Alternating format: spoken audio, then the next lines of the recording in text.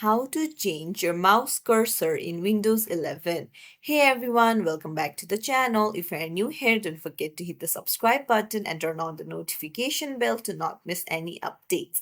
So let's dive right in. To change your mouse cursor, you'll need to go to the settings. For that, go to the search bar on your taskbar, and then you will find settings there. Tap on it, and then uh, go to Bluetooth and devices and scroll down and search mouse, tap on it, and then scroll down. You'll find mouse, pointer, and touch. Tap on it, and there you'll see various cursors. So you can choose the cursor, it will even give you a preview, and then choose the one that you like the most.